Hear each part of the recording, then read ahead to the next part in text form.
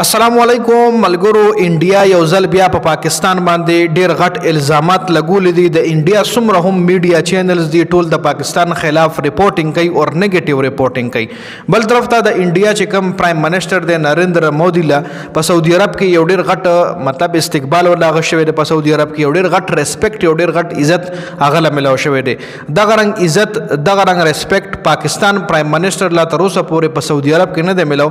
کم چې نریندر مودي د یو هندو ملک وزیر اعظم لا په سعودي عرب کې ملاو شوی دی. په هغه باندې هم په دې ویډیو کې خبره کوو. نو ویډیو خپل هم مکمل وګورئ او مخکې ملګرو سره ضرور شریک کړئ. ټول نه پهلا د انډیا په میډیا باندې خبره کوو چې ولې د پاکستان خلاف ریپورټینګ کوي. په مقبوضه کشمیر کې کم کشمیر چې د انډیا آرمی نیول دی پای کې یو صوبه کې ډز شوی دی چې پکې 28 کسان مړ شوی دي.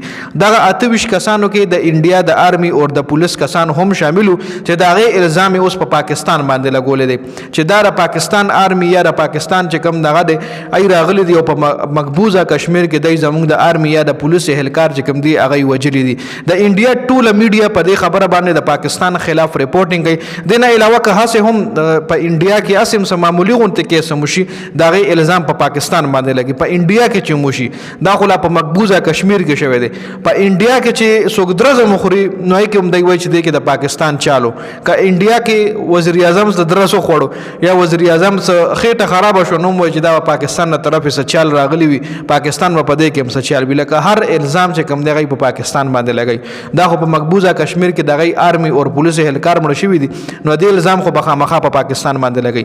اور بل دا خبره نه اکسپټ کوي د انډیا چې کومه میډیا ده ای دا خبره نه اکسپټ کوي چې دا زموږ د سکیورټي فورسز نه اهلی ده.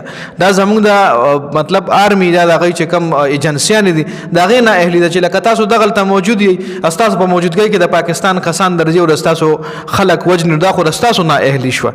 خیر په دې باندې اوس د انډیا چې څومره هم میډیا ده د پاکستان خلاف ټول ورسور وځي شو چې د پاکستان خلاف لګیدل دي او د پاکستان خلاف نیگیټیو ریپورټینګ کوي. بل طرف ته دغه ملک دا وخت دغه چې کوم دا سټیم چې دا کیو شو نو هغه ټایم کې د غي صدر صاحب چې وزیر اعظم صاحب چې کوم نریندر مودي په سعودي عرب کې موجود دي. سعودي عرب د چتل نو ولته غلا یو ډیر غټ ریسپیکټ ملو شو. یو ډیر زبردست طریقې سره د غي استقبال شو. ډیر خپل استقبال غلا ورکړو. دا استقبال تر اوسه پورې سعودي عرب پاکستان پرایم منسٹر ته د بنگلاديش پرایم منسٹر ته یا نور چې څومره هم مسلمان ملکونه دي ای لنه د ورکړې څومره غټ استقبال چې نریندر مودي له په انډیا کې ملو شو. څومره غټ ریسپیکټ چې نریندر مودي له په انډیا کې نه سوري په سعودي عرب کې ملو شو.